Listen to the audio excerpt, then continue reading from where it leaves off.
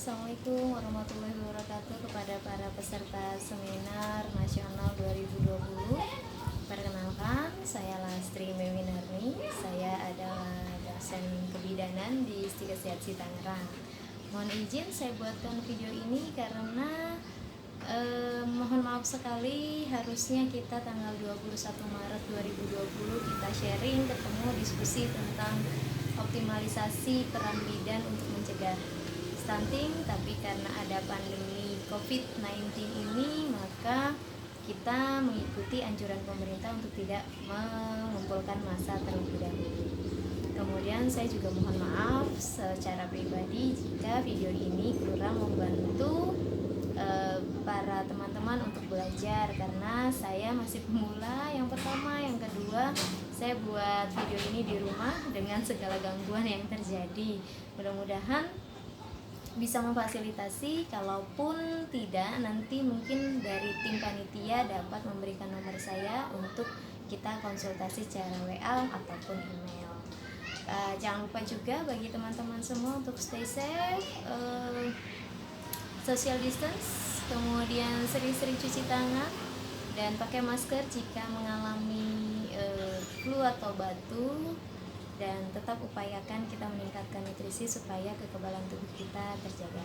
Semoga semuanya sehat dan Allah selalu melindungi kita semua. Amin ya robbal alamin. Baik, langsung saja saya akan mempresentasikan atau menceritakan sedikit tentang mengenai manajemen nutrisi pada balita atau pada ibu untuk mencegah stunting. Mungkin mohon maaf karena backlight, jadi laptopnya tidak terlalu terlihat. Saya pun juga mohon izin menggunakan handphone untuk membantu saya memaparkan tentang materi saya. Ya, yang pertama, tentu teman-teman sudah tahu ya bahwa stunting ini adalah masalah krusial, bahkan masuk ke dalam rencana pengembangan negara untuk menurunkan angkanya. Pada tahun 2018 kemarin, hasil survei menunjukkan bahwa di Indonesia itu masih terdapat 30,8% anak-anak yang mengalami stunting. Hal ini tidak sesuai dengan standar WHO. WHO punya standar bahwa dalam suatu negara itu angka stunting minimal 20%. Di Banten ada 2.934 anak yang menderita stunting atau sekitar 20%. Jadi secara nasional kita masih punya PR sekitar 10,8% untuk membantu agar balita yang di sekitar kita ini tidak mengalami stunting. Kota Tangerang sendiri berapa? Ayo. Ya, sekitar 8% ya. Nah, kalau Bapak Ibu sekalian sudah menerima handout, mungkin di halaman pertama itu ada peta Indonesia. Kita bisa lihat bahwa peta yang berwarna merah atau lokasi atau area yang berwarna merah itu angka stuntingnya sangat tinggi. Untung saja sih daerah Pulau Jawa ya, Banten itu tidak terlalu merah, itu hanya kuning. Cuma tetap saja harusnya tidak seperti itu ya, atau harusnya berwarna abu-abu atau biru ya. Kita lihat di daerah Sumatera masih tinggi, Kalimantan, Bali, NTT, NTB, Sulawesi, bahkan di Papua ya. Kemudian apa sih stunting itu? Para orang awam mengira stunting itu adalah cebol atau ya sebenarnya sih bukan cebol, tetapi lebih ke arah pendek atau kerdil. Hal itu diakibatkan panjang badan atau tinggi badannya tidak sesuai dengan usia. Biasanya akibat dari kekurangan gizi pada saat jangka yang pendek pada gizi-gizi yang penting atau mikronutrien yang penting, dan jangka panjang pada mikronutrien yang lain sebagai pelengkap ya. Bagaimana sih kita tahu stunting atau tidak seorang anak itu? Kita bisa bandingkan antara tinggi badannya dengan usianya. Apalagi kalau ibu bidan itu memiliki tools yang lengkap sekali, yaitu adalah buku KIA. Di buku ini kita dapat mengkaji apakah anak itu mengalami stunting atau tidak ya. Kita menggunakan tabel Z-score yang ada di halaman 72 di buku KIA punya saya. Ini buku KIA dari Puskesmas. Di sini tabel warna biru itu digunakan untuk bayi atau anak laki-laki. Sedangkan tabel warna pink itu digunakan untuk bayi atau anak perempuan. Ada 3 jenis tabel. Yang pertama adalah pengukuran tabel untuk anak 0 sampai 6 bulan. Untuk anak 0 sampai 6 bulan ini biasanya di bagian bawah itu ada minggu, kemudian ada garis tebal ini menyatakan bulan. Jadi kalau minggu itu kita bisa pantau sampai 12 minggu ya. Minggu ke-13-nya sampai ke 6 bulan ini masuk ke bulan ya.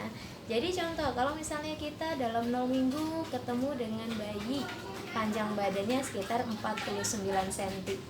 49 cm kita bisa lihat di daerah sisi kanan dari teman-teman semua ya. Sisi kiri, kalau dari saya sisi kanan. Itu adalah panjang badan. Kita lihat dia 49 cm, berarti ada di bawah garis hijau.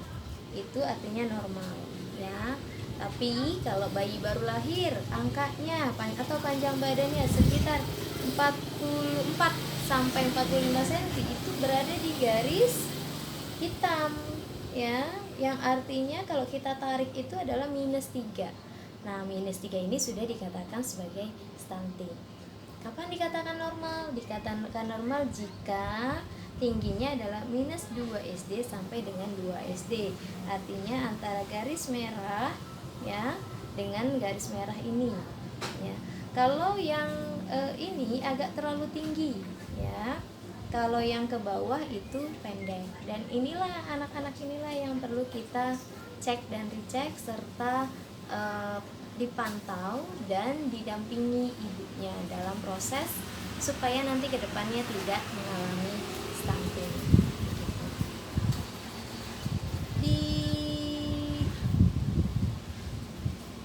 Di presentasi ada ya contohnya, tetapi yang lebih lengkap adalah di buku KIA.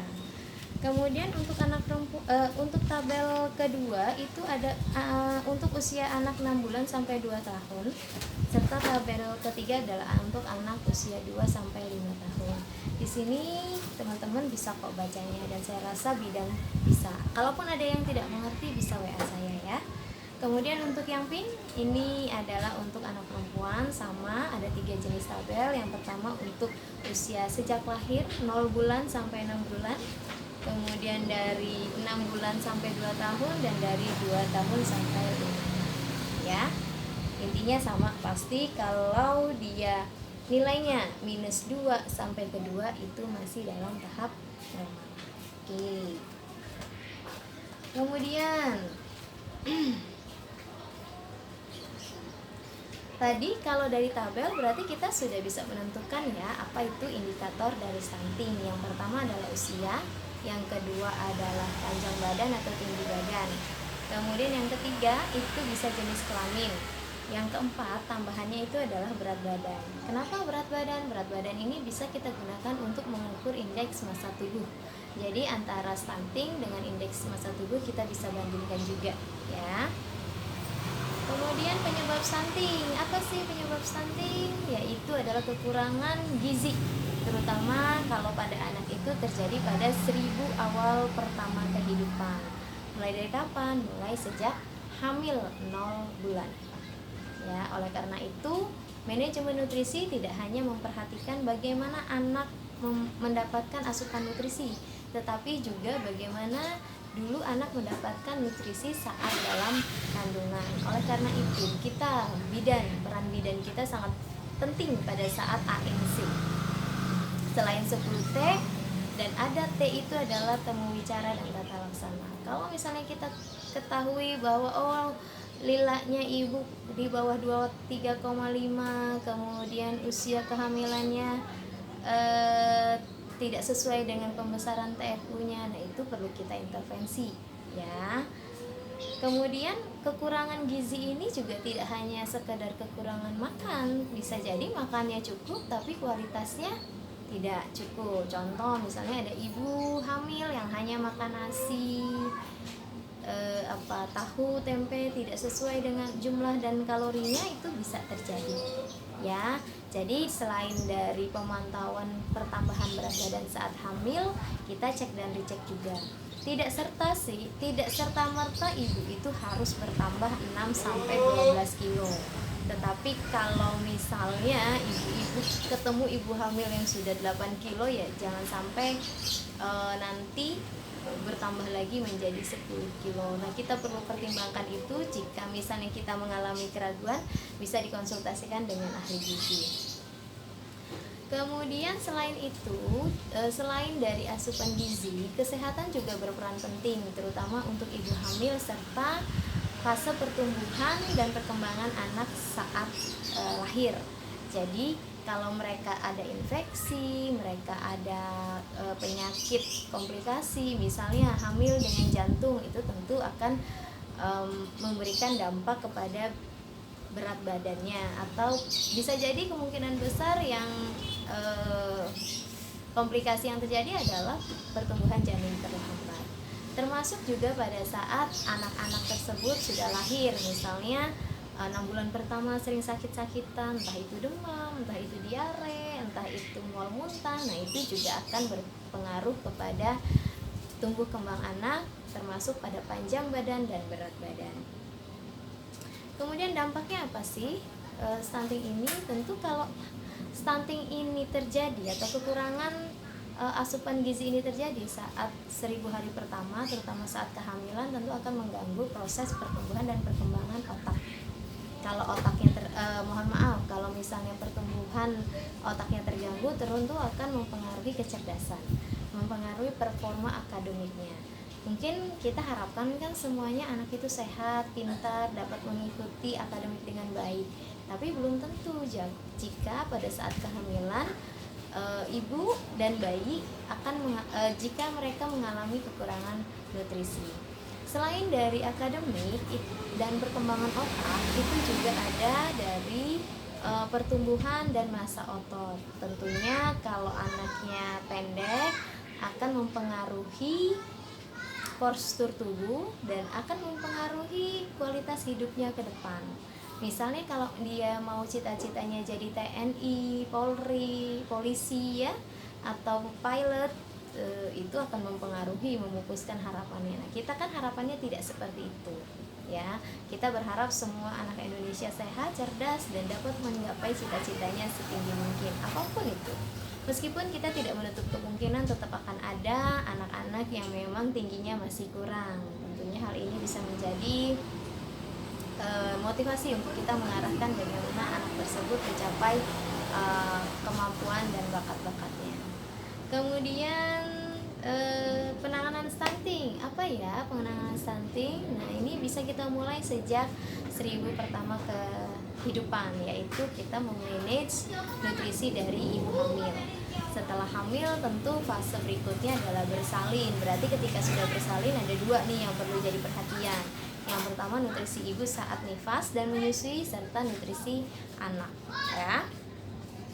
Kemudian tentunya menjaga kesehatan selama anak tumbuh kembangnya itu perlu kita ketahui. Jadi jangan lupa para ibu-ibu bidan ini memberikan edukasi terus-menerus kepada ibu dalam pola asuh, kemudian menjaga kesehatan ya, minimal dengan cuci tangan sebelum dan sesudah, setelah dari kamar mandi, saat menyiapkan makan. Itu merupakan hal kecil yang dapat memiliki impact yang besar untuk kesehatan anak.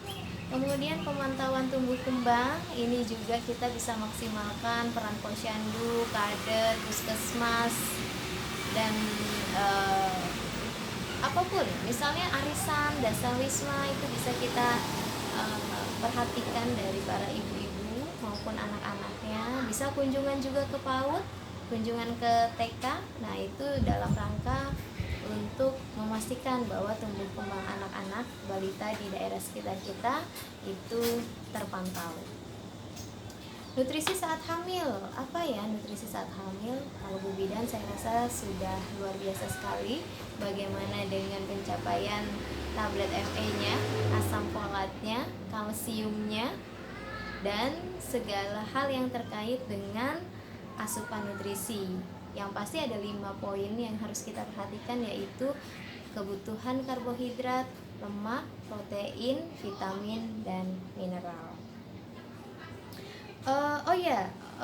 Optimalkan juga untuk tidak mengkonsumsi obat-obatan terlarang dan termasuk juga minuman keras, karena harapannya bayi tetap bisa tumbuh pada saat kehamilan dengan baik.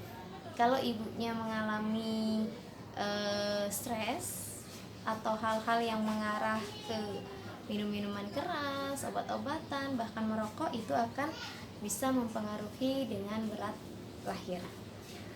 Kemudian yang selanjutnya itu adalah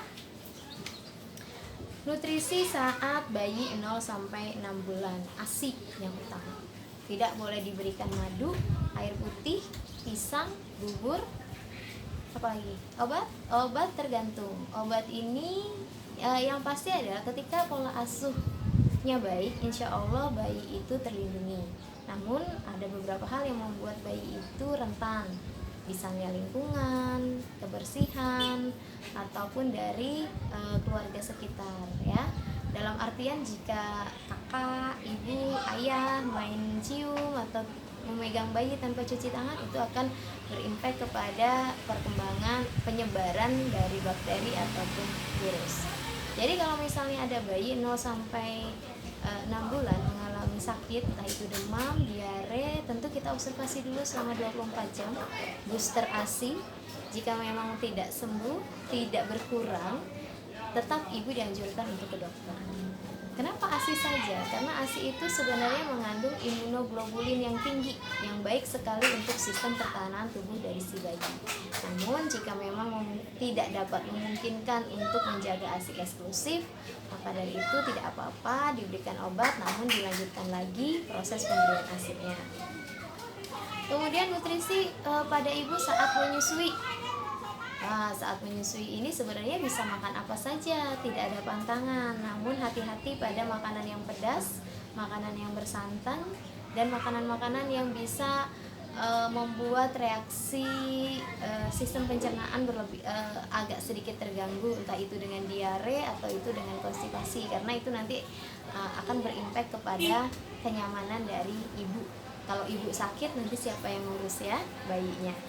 Oleh karena itu, pertambahan kalori minimal 400 sampai 500 kilokalori. Ya, minum tetap 18, kalau bisa lebih minimal atau maksimal 1,5 liter. Kemudian protein ditambahkan, ya, kalsium serta lemak, ya. Kemudian nutrisi untuk bayi 6 sampai 8 bulan. Nah, ini baik, kita lanjutkan lagi mengenai nutrisi bayi 6 sampai 8 bulan. Kita yang perlu utamakan adalah makanan yang cair dan lembek, bisa menggunakan bubur buatan sendiri, atau yang lebih sering sekarang sedang tren adalah pure buah. Nah, ini tentunya bisa ibu-ibu atau ibu bidan berikan pendidikan ini kepada ibu-ibu muda atau ibu-ibu yang baru memiliki bayi sekitar usia 6 sampai 12 bulan. Yang pertama adalah makan pagi, kemudian snack pagi, makan siang, snack siang, makan malam, dan biasanya yang malam itu sebenarnya bukan snack tetapi adalah susu. Jadi kita ketahui bahwa pada saat tidur pertumbuhan dan pertumbuhan terutama pada panjang badan itu harus optimal, dan perlu ibu-ibu ketahui bahwa tidur yang cukup itu membantu menambah tinggi badan anak. Jadi kalau anak tidur jangan diganggu ya, jangan dibangun-bangunin, udah biarkan dia tidur supaya optimal hormon pertumbuhannya bekerja. Kemudian untuk bayi 1-2 tahun ini sudah mulai makanannya mirip dengan keluarga, tetapi yang pasti tidak boleh terlalu banyak MSG, ya, garam juga, kemudian tentunya tapi lebih ke arah sayur-sayur yang ada kuahnya, misalnya entah itu sayur sop, sayur bening bayam, atau misalnya brokoli, itu dapat diolah sedemikian rupa yang cocok untuk dikonsumsi bagi anak.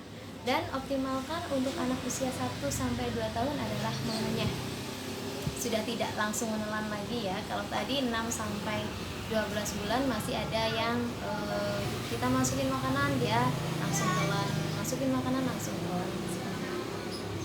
Kemudian oh iya, pastikan lagi untuk kita selalu memperhatikan tingkat makanan yang membuat anak alergi. Saya pernah untuk anak saya itu saya berikan salmon, itu ternyata dia nggak cocok. Besoknya setelah makan bubur tim dengan salmon, dia ada beruntusan di daerah punggung. Nah, itu saya hentikan dulu sampai dia cukup bulan atau cukup tahun dimana dia sudah tidak alergi lagi. Itu sekitar 2-3 tahunan lah untuk proses kita mengecek apakah anak kita itu bisa menerima makanan yang bersifat alergi. Kemudian untuk nutrisi anak 3-5 tahun tentu ini sudah mirip sekali dengan makanan keluarga. Bahkan bisa kadang kalau di masyarakat saya lihat sudah diberikan bakso, sosis dan sebagainya. Nggak apa-apa, yang penting tetap memperbanyak sayuran, karena biasanya anak 3-5 tahun itu nggak suka sayur. Ini bisa tetap diberikan ya, maksudnya ibu-ibu bidan tetap memberikan edukasi kepada ibu-ibu untuk tetap memberikan meskipun tidak dimakan. Kadang juga ada yang menggunakan baby led weaning ya, dia nggak makan apa-apa, yang penting kasih sayuran rebus di situ, entah itu buncis, entah itu wortel, pokoknya kalau bayinya atau anaknya lapar pasti akan dimakan ya. Kemudian yang terakhir, gimana kalau kita ketemu dengan keluarga yang tidak mampu dalam sosial ekonominya untuk memenuhi kebutuhan nutrisi. Nah, yang pasti kita harus tahu bagaimana proses kehidupannya, ekonominya, kemudian lingkungannya. Kalau sekiranya keluarga tersebut memiliki area yang cukup baik untuk ditanami tanaman, ya bolehlah ya kita ajari mereka untuk menanam, entah itu bayam, entah itu kangkung, dengan cara-cara yang sederhana. Tidak harus hidroponik, yang pasti dengan menyiapkan media tanam yang cukup. Bahkan di pot juga bisa untuk menanam bayam atau menanam kangkung.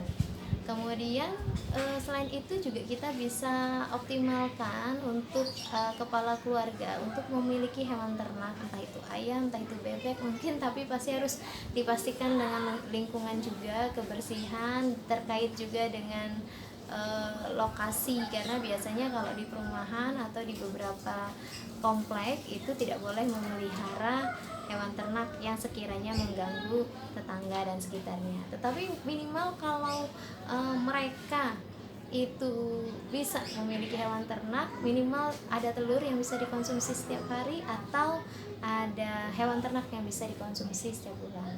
Atau biasanya memelihara ikan, entah itu ikan lele, ikan mas, ya itu tergantung dari keluarga tersebut. Tapi kita bisa berikan pendidikan ke arah sana, atau kita bisa beradvokasi dengan pihak-pihak terkait, terutama kader, ketua RT, ketua RW maupun dari puskesmas atau dari pihak dinas kesehatan. Mungkin itu dari saya atas pemaparan tentang manajemen nutrisi, tapi saya rasa ini hanya pengetahuan umum. Kalaupun ada yang berminat untuk lebih lanjut, boleh hubungi saya melalui WA ataupun email. Mungkin dari panitia bisa memberikan. Dari saya cukup sekian dan terima kasih. Mohon maaf ini laptopnya tidak berupaya maksimal, tapi mudah-mudahan bisa membantu dari pemaparan materi hari ini. Selamat beraktivitas. Saya akhiri, wabillahi taufiq wal hidayah. Wassalamualaikum warahmatullahi wabarakatuh. Mohon maaf, semoga sehat selalu.